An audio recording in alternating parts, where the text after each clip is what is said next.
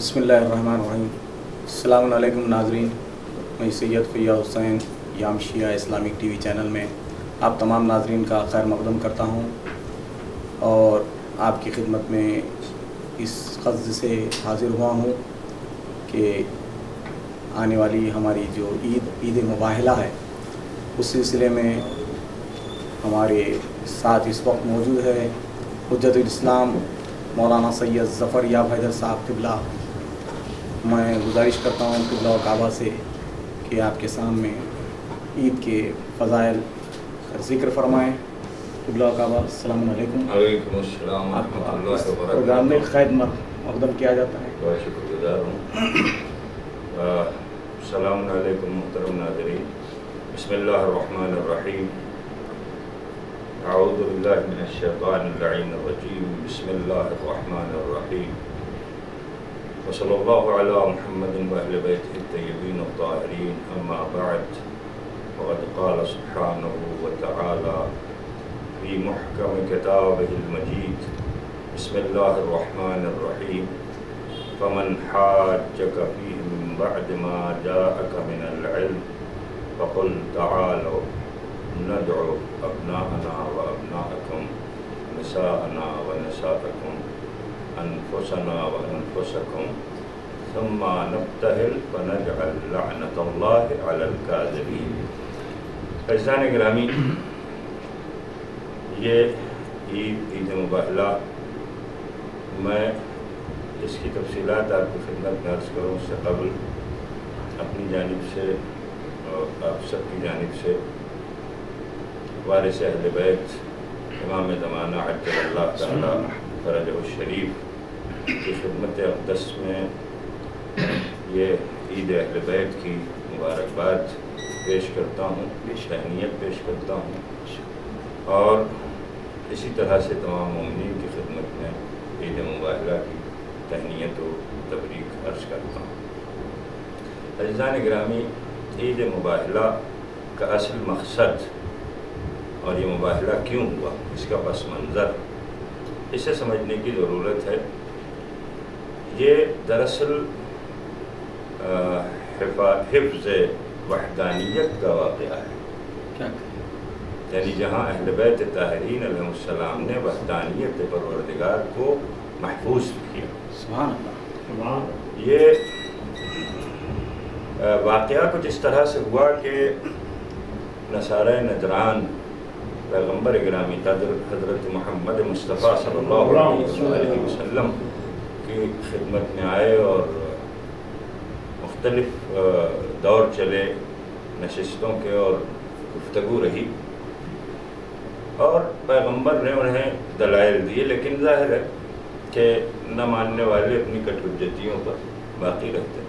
ان کے سامنے کتنی بھی دلیلیں اور واضح اور روشن براہین پیش کر دیے جائیں، لیکن جنہیں نہیں ماننا ہوتا ہے وہ نہیں بے شک۔ بالآخر نصارہ نجران، ان کی اپنی ایک ہسٹری رہی کہ وہ ہمیشہ کٹ حجتیوں پر قائم رہتے ہیں، کبھی کسی چیز کو قبول کرنے کے لیے آسانی سے تیار نہیں ہوتے، چنانچہ اس وقت بھی وہ نہیں ہو رہے تھے۔ اور آیت نے بھی اس کی وضاحت کی ہے۔ ابتدا میں ہی جو آیت نازل ہوئی اس میں یہ کہہ دیا گیا ومن حاجک، جو آپ سے بلا وجہ کی بحث کر رہے ہیں، کٹ حجتی کر رہے ہیں، جسے ہم اردو میں کٹ حجتی کہتے ہیں نا، ایک لفظ خاص ہے ایسی صورتحال کے لیے کہ جو بلا وجہ لوگ آپ سے اس مسئلے میں آ کر کٹ حجتی کر رہے ہیں اور آپ کے دلیل اور براہین بالکل واضح ہیں۔ قرآن مجید نے وحدانیت پروردگار کو اتنے واضح لفظوں میں پیش کیا ہے کہ کوئی اس کے بعد پھر کسی چیز کی ضرورت نہیں ہے۔ سورہ توحید کو آپ دیکھیے، اس کا نام ہی سورہ توحید، قل هو اللہ احد، یعنی یہ ایک اتنا واضح مسئلہ ہے وحدانیت پروردگار کا کہ اس کے لیے کسی دلیل کی ویسے بھی ضرورت نہیں۔ چنانچہ اللہ نے بھی دلیل کے بغیر یہ واضح کیا کہ کہہ دو میرے حبیب اللہ ایک ہے۔ یہ جو سورہ توحید ہے، یہ پورا مکمل سورہ توحید اسی لیے کہا گیا، وحدانیت پروردگار کا ذکر کیا گیا۔ ساری دلیلیں پیغمبر نے، ان کے علاوہ بھی بہت سی دلیلیں، لیکن انہوں نے نہیں ماننا تھا، چنانچہ نہیں مانے۔ جناب عیسیٰ کو مسلسل خدا کا بیٹا کہتے رہے، اور اس سے پہلے سے کہتے چلے آئے، پیغمبر کی خدمت میں بھی پیغمبر نے بہت سے دلائل دیے، لیکن انہوں نے اس کو قبول نہیں کیا، حتیٰ کہ اس کا ذکر قرآن نے لم یلد ولم یولد، اور یہ بھی کہا پیغمبر نے کہ اگر عیسیٰ، حضرت عیسیٰ جو کہ نبی ہیں، اگر وہ خدا کے بیٹے ہوتے تو پھر وہ کسی سے پیدا کیوں ہوتے؟ کہ جو خدا ہوتا ہے، جو اللہ ہوتا ہے، نہ وہ کسی سے پیدا ہوتا ہے اور نہ وہ اس سے کوئی پیدا ہوتا ہے۔ تو یہ ایک خاص چیز تھی، خاص دلیل تھی، لیکن نہیں۔ چنانچہ قرآن نے کہا کہ یا میرے حبیب جو آپ سے حجتی کر رہے ہیں، کوئی بات نہیں، آپ ان سے کہہ دیں کہ ٹھیک ہے میدان میں آ جائیں، یہ لہجہ بتا رہا ہے قرآن، ٹھیک ہے پھر میدان میں آ جائیں اور لے آئیں، ندعو ابنانا، ان سے آپ کہیں، بلائیں ان کو، ان سے کہیں کہ لے کر کے آئیں اپنے بچوں کو، اپنے بیٹوں کو، ابنانا وہ ابناءکم، آپ اپنے بیٹوں کو لے آئیں اور ان سے کہیں کہ وہ اپنے بیٹوں کو لے آئیں، نساءنا و نساءکم، آپ اپنے بیٹوں کو لے، اپنی عورتوں کو لے جائیں اور وہ اپنی عورتوں کو لائیں، انفسنا و انفسکم، کیا کہنا، سبحان، وہ اپنے نفسوں کو بلائیں، آپ اپنے نفسوں کو۔ یہ آیت نازل ہو گئی اور پیغمبر نے انہیں سنا دی اور پڑھ کر بتا دیا، اور وہ بھی راضی ہو گئے مباہلہ کرنے پر، اور وہ یہ سمجھ رہے تھے کہ ان کی کثرت ہے، ان کے پاس افراد ہیں، ان کے پاس دولت ہے، ان کے پاس سب کچھ ہے، چنانچہ اس کو بہت ایزی لے رہے تھے۔ یہ ایک لفظ انگلش کا میں استعمال کر رہا ہوں، عادتاً نہیں کرتا ہوں لیکن کر رہا ہوں تاکہ بچوں کو محسوس ہو سکے، واضح طور سے۔ جی، بہت آسان سمجھ رہے تھے اس مسئلے کو، لیکن قرآن نے کہا کہ آؤ، ان جگہ اپنے بیٹوں کو لے، بیٹوں کہا تھا، لیکن آپ تاریخ اٹھا کر دیکھیں گے تو پوری قوم اکٹھا ہو گئی تھی نجران کی، انہوں نے کہا کہ اپنی عورتوں کو لاؤ، ہم اپنی عورتوں کو لیں، وہ پوری قوم کی عورتوں کو لے کر آئے، اپنے مردوں کو لے کر کے آؤ، تو وہ اپنے مردوں کو لے کے آئے، پیغمبر کی طرف سے کون گیا؟ اس میں کسی طرح کا کوئی اختلاف نہیں، تمام مکاتب اسلامی، تمام مکتبہ فکر اسلامی اس بات پر اتفاق کرتے ہیں، شیعہ تو خیر کرتے ہی بلکہ عید مناتے ہیں اس چیز کا، عید اہل بیت، عید بنجتن، تمام کوئی اختلاف نہیں ہے اس میں کہ آیہ مباہلہ کے نزول کے بعد مباہلے کے لیے پیغمبر گئے، پیغمبر کے ساتھ ساتھ شہزادی کونین تشریف لے گئی، اور حسن اور حسین گئے، اور مولا متقیان علی ابن ابی طالب علیہ السلام تشریف لے گئے۔ اس میں کسی طرح کا کوئی اختلاف نہیں، آپ دیکھیں کتنی گنجائش رکھی ہے اللہ نے، صیغے جو استعمال کیے ہیں، نساءنا،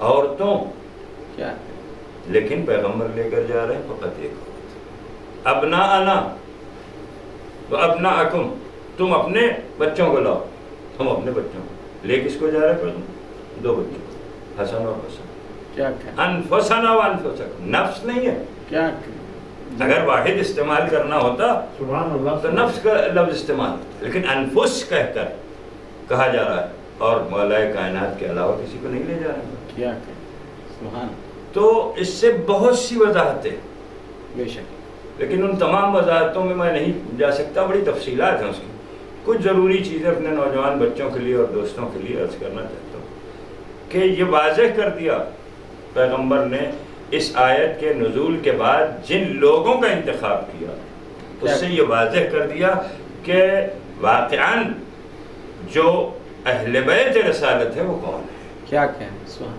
اہل بیت رسالت۔ چنانچہ ایک چیز اور وضاحت کروں کہ آیہ مباہلہ سے قبل آیہ تطہیر کا نزول، بے شک، آیہ مباہلہ سے قبل آیہ تطہیر کا نزول، اور آیہ تطہیر میں آپ جانتے ہیں کہ پیغمبر نے چادر میں ام سلمہ جیسی خاتون کو آنے سے روک دیا اور یہ کہا کہ انک علی الخیر، آپ ہیں تو خیر پر، کیا کہیں، لیکن اہل بیت میں شامل نہیں ہو سکتے۔ کیا کون ہے وہ؟ زوجہ ہیں، لیکن ان کو بھی روک کر پیغمبر نے واضح کر دیا کہ کل کو کسی اور کو بھی شامل کرنے کی کوشش نہ کی جائے۔ یہ جو آیہ تطہیر ہے وہ اسی لیے ہے کہ اب اس میں کسی کے داخل ہونے کی گنجائش پیغمبر نے عملی طور پر آیت تطہیر کو عملی بنا دی. کیا کہیں میدان مباہلہ کیا کہیں آیت تطہیر میں لوگ گنجائشیں تلاش کریں گے، بعد میں آئیں گے لوگ، ان کو بھی شامل کریں گے، ان کو بھی شامل کریں گے، سب اپنے اپنی پسند کے اعتبار سے لوگوں کو شامل کرنے کی کوشش کریں گے. اسی لیے پیغمبر نے عملی جامہ پہنا دیا اس کو اور مباہلے میں لے کر آئے. کیا کہیں اور جن کو لے کر آئے آیت تطہیر صرف انہی کے لیے، کیونکہ اہل بیت رسالت بس وہی ہے. کیا ہوا تھا آیت تطہیر کے نزول کے وقت؟ جب پنجتن پاک جمع ہو گئے چادر کے نیچے، پیغمبر نے اللہم ہؤلاء اہل بیتی کیا کہیں وخاصتی، پروردگار یہی ہے ہمارے اہل بیت، کیا کہیں یہی ہے، فقط یہی ہے، کسی اور کو اس میں شامل نہیں کیا جا سکتا. چنانچہ جناب ام سلمہ کا میں نے ذکر کیا، ان کو بھی شامل ہونے سے روک دیا اور یہ فرما دیا.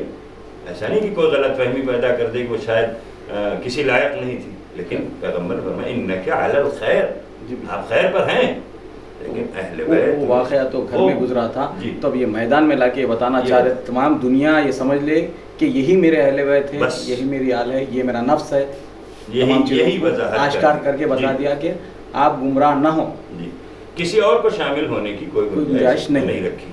چنانچہ اپنے بیٹوں میں حسن و حسین، کیا کہیں عورتوں میں شہزادی کون، اور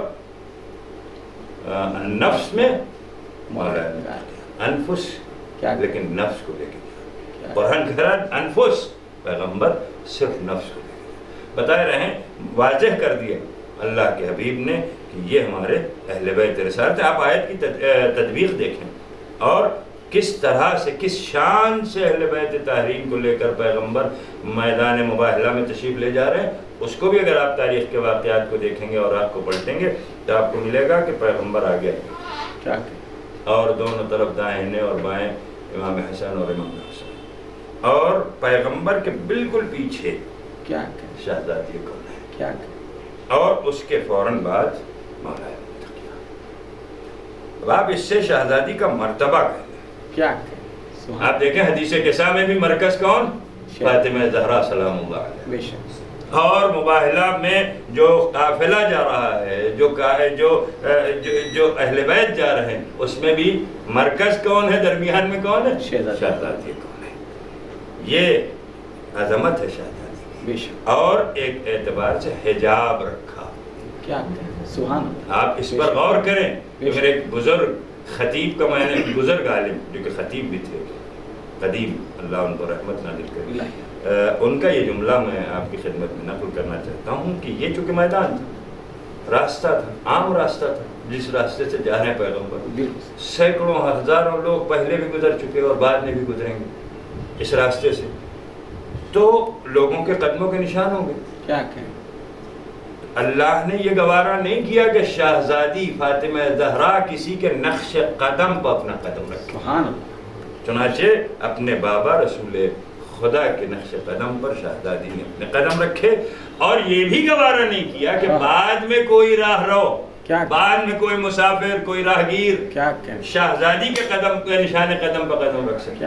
اس لیے مولا کائنات کو یہ ایک پردہ ہے شہزادی کا، اسی حصار میں چل رہی ہے. جی، ایک حصار ہے، امامت اور نبوت اسی کو کہتے ہیں عصمت کبریٰ. کیا کہ ایک طرف نبوت جس کی محافظ ہو اور ایک طرف امامت جس کی محافظ ہو، اسے عصمت کبریٰ. یہ آیہ مباہلہ جو آپ اس کو مکمل کریں گے تو پیغمبر اس شان سے میدان مباہلہ میں آئے.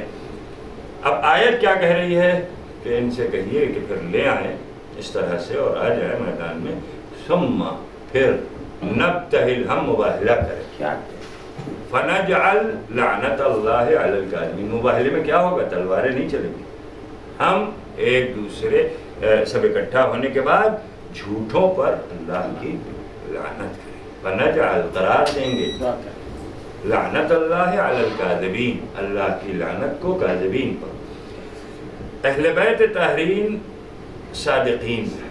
بے شک یہ ایک عجیب و غریب جملہ ہے. اکونوا مع الصادقین قرآن میں بھی، اور آپ کو بہت سے مقامات پر مل جائے گا. صادق اور سچ بولنا یہ دو الگ الگ چیزیں. کیا کہیں سبحان اللہ. ہر سچ بولنے والا صادق ہوگا ایسا ضروری نہیں.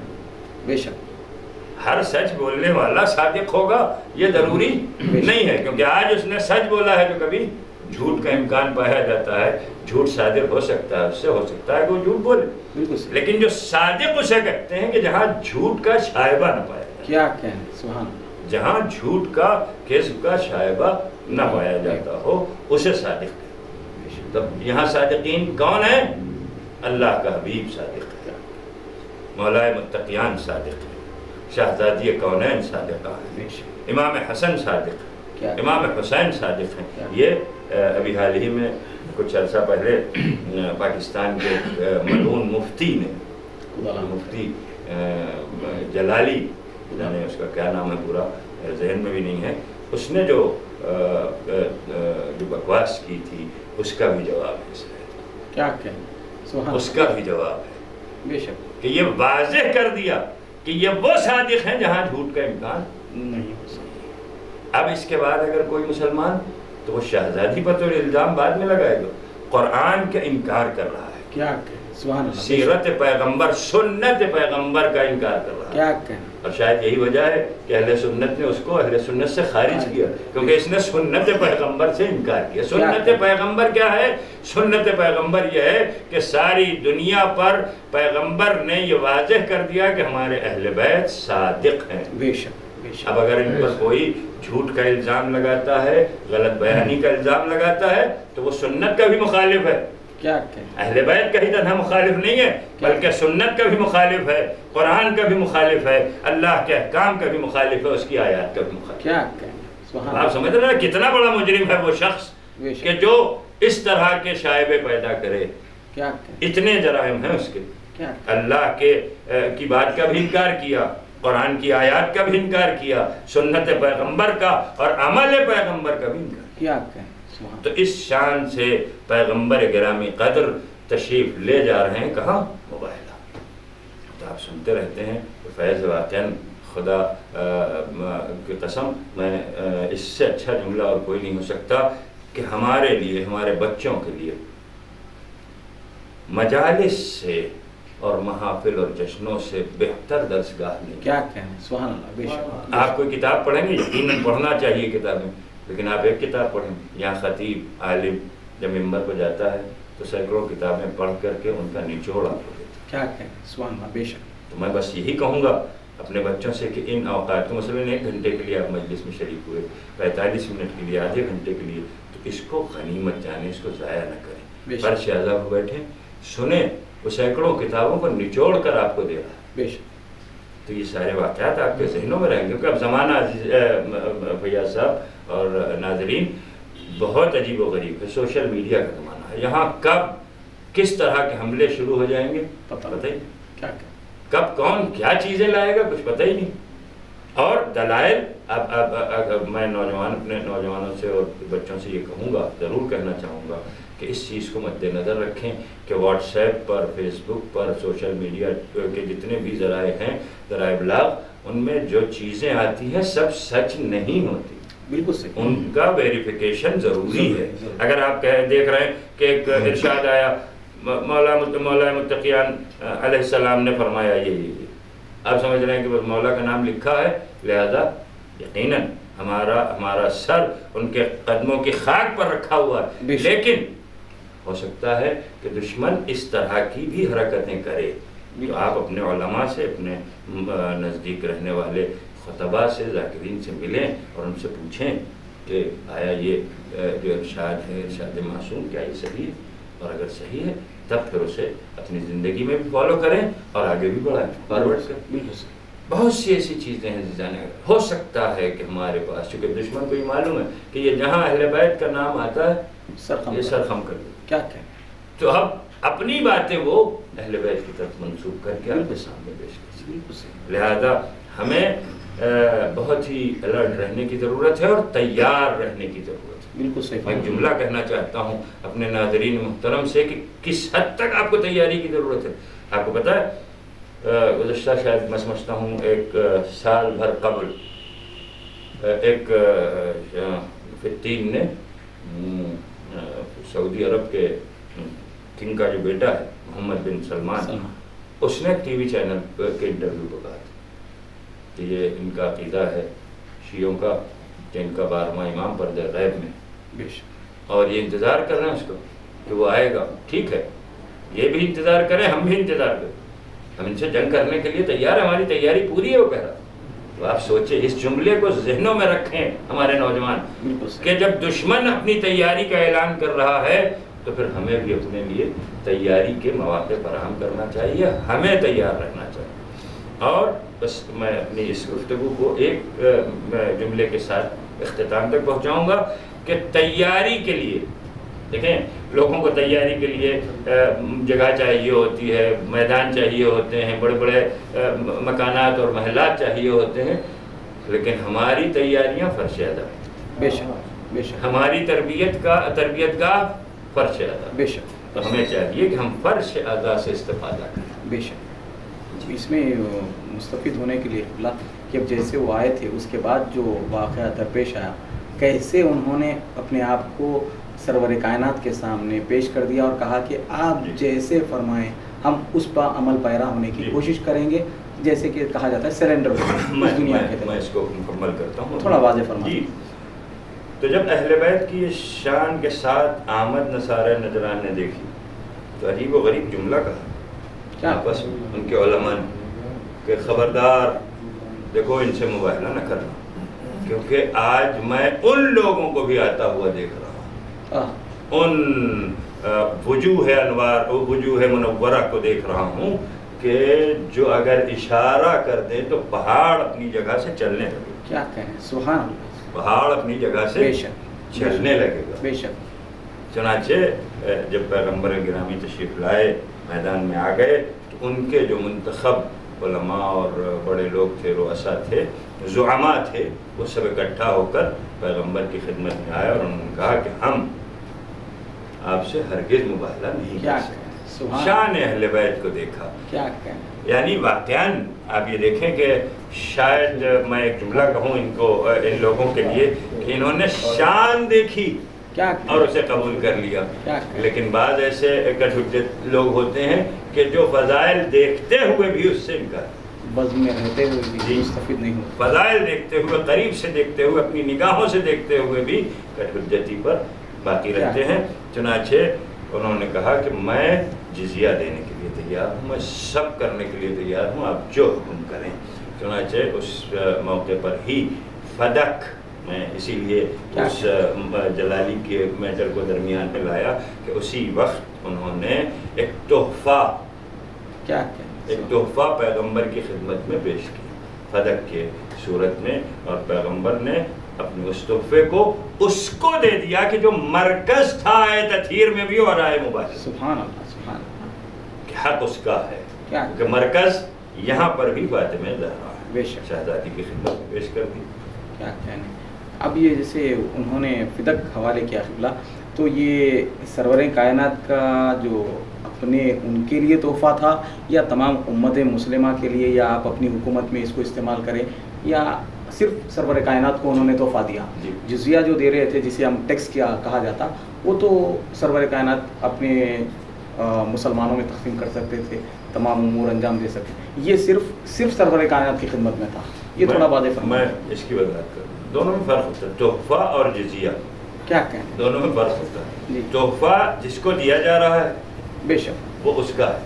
کیا کہیں؟ جزیہ جو ہے یہ ایک سسٹم ہے حکومت کا. بے شک. پیغمبر حاکم ہے تو پیغمبر کی خدمت میں پیش کیا. جی. تب جزیے کے طور پر جو چیز بھی ہے، جی، باغات آئے ہوں گے، جی، اس کی تمام تفصیلات موجود ہیں، میں اس وقت نہیں چھیڑ رہا. کھیت آئے ہوں گے، جی، زمینیں آئی ہوں گی، جی، جائیداد آئے ہوں گے، وہ سب جو بھی ہو، جی، وہ پیغمبر کی خدمت میں پیش کیا. اور وہ پیغمبر کو بعنوان حاکم، بعنوان سرپرست حکومت اسلامی ان کو دیا. لیکن تحفہ جو تھا اگر وہ عام مسلمانوں کے استعمال کے لیے ہوتا تو پیغمبر اسے شہزادی کو نہ دیتے. سبحان اللہ، سبحان اللہ. شہزادی کو دینے کا مطلب یہ ہوا کہ یہ فاطمہ زہرا اور ان کی اولاد کے لیے. کیا کہیں؟ سبحان اللہ. اگر یہ حکومت کا باغ ہوتا تو پیغمبر اپنے پاس رکھتے، بے شک دیتے نا. لیکن پیغمبر کا فاطمہ زہرا کو دے دینا، بے شک، تحفے میں پیش کر دینا شہزادی کو، یہ عمل یہ واضح کر دیتا ہے، یہ مکمل اور مستحکم دلیل ہے کہ یہ فقط اور فقط فاطمہ زہرا کا حق ہے۔ بے شک، سبحان اللہ۔ تو اب اس سے ہم اس مباحثے سے ہمیں کیا درس لینا ہے، ہم ان اہل بیت کے تعلیمات سے کیسے مستفید ہونا ہے اور ہم کیسے اس راستے پہ گامزن رہیں، اس تعلق سے تھوڑا ہمارے نوجوان اور ناظرین کو آپ تفصیلی بتا دیجیے، اس کے بعد ہم رخصت چاہیں گے۔ دیکھیں، یہ جو عید ہے اس کا جو اصل مقصد ہے وہ جھوٹ اور سچ کی فتح ہے۔ بے شک، جھوٹ اور سچ، کذب اور صدق کی فتح، کیا ہے، مقابلہ کذب و صدق کا تھا، بے شک، تو فتح صدق کی۔ تو ہمیں اس کو مد نظر رکھنا ہے اور اسی پر عمل کرنا ہے بے شک، سبحان کہ اہل بیت کی شان کذب نہیں ہے، نعوذ باللہ، بالکل، اہل بیت کی شان صدق ہے۔ بے شک، تو ہمیں ہمیشہ ہر چیز میں صادق رہنا بے چاہیے، شک، اپنے قول میں بھی، اپنے عمل میں بھی صادق رہنا بے چاہیے۔ شک، یہی ہمارے لیے بہترین اس عید کا تحفہ ہے جو اہل بیت طاہرین علیہ السلام نے ہمیں بعنوان سیرت اور عملی سیرت ہمارے سامنے رکھی۔ سبحان اللہ، ہمیں اسے قبول کرنا چاہیے اور کوشش کرنا چاہیے ہر میدان میں ہم سچ سے کہیں، بالکل، جھوٹ کا استعمال نہ کریں، کیونکہ سبحان جھوٹ اہل بیت کے مقابل آنے والوں کا شیوا ہے، کیا اور سچ اہل بیت کا شیوا۔ سبحان اللہ، سبحان اللہ۔ اب اسی کے ساتھ ناظرین، ہم قبلہ و کعبہ کا بہت تمام چینل کی جانب سے شکریہ ادا کرتے ہیں، بالخصوص یام شیعہ اسلامک ٹی وی چینل کے چیئرمین ہاشم علی مرزا اور ڈائریکٹر میر سعادت علی خان اور تمام یونٹ کی جانب سے میں قبلہ و کعبہ کی خدمت میں شکریہ ادا کرتا ہوں، اور آخر میں قبلہ و کعبہ سے دست بستہ معروضہ کرتا ہوں کہ وہ دعا فرمائیں، اور خصوصاً اس وبا کے سلسلے میں بھی آپ خاص طریقے سے کچھ تعلیماتی دعا فرما دیں۔ واقعاً میں آپ کے اس پلیٹ فارم پر آیا اور اس چینل پر، شیعہ اسلامک ٹی وی چینل پر مجھے اچھا لگا، اور میرے علم میں آیا کہ اس طرح کے آپ پروگرامز کر رہے ہیں، مجالس اور مختلف موضوعات اور عناوین اور مناسبات پر جو آپ علماء کو دعوت دے کر، ذاکرین کو دعوت دے کر پروگرام کر رہے ہیں نوجوان دوستوں کے لیے، نوجوان بچوں کے لیے، یہ بہت ہی مفید اور بہت ہی عمدہ پروگرام ہے، اسے باقی رہنا چاہیے۔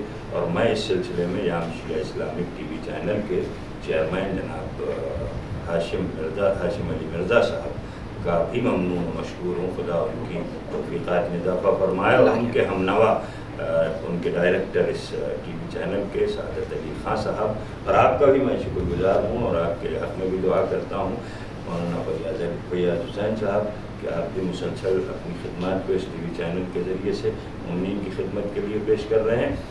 میں آخر میں سب کے لیے دعا کرتا ہوں، بسم اللہ الرحمن الرحیم، الہی بحق الزہرا و ابیہا و بعلہا و بنیہا، پروردگارہ ہمارے اس عمل کو قبول فرما، پروردگارہ اس خدمت دین کو قبول فرما، جناب ہاشم علی مرزا صاحب اور سعادت علی خان، جناب مولانا فیاض حسین صاحب کی اس عظیم خدمت کو قبول فرما، اور ان کے اس ٹی وی چینل کو ترقی عنایت فرما، ہر حاسد کے شر سے انہیں محفوظ فرما، اور پروردگارہ تجھے آنے والی عید مباہلہ کا واسطہ جہاں سچ کی اور اہل بیت کی صداقت کا اعلان ہوا، پروردگارہ تجھے صداقت شہزادی کونین، صداقت اہل بیت طاہرین علیہ السلام کا واسطہ دنیا میں جس گوشے میں جہاں کہیں بھی مومنین کرام آباد ہیں ان کی جان، مال، عزت و آبرو کی حفاظت فرما، بالخصوص یہ جو وبا کرونا جیسی مہاماری سے پروردگارہ ہر مومن کو محفوظ فرما، ہر انسان کو محفوظ فرما، تمام عالم انسانیت کی حفاظت فرما،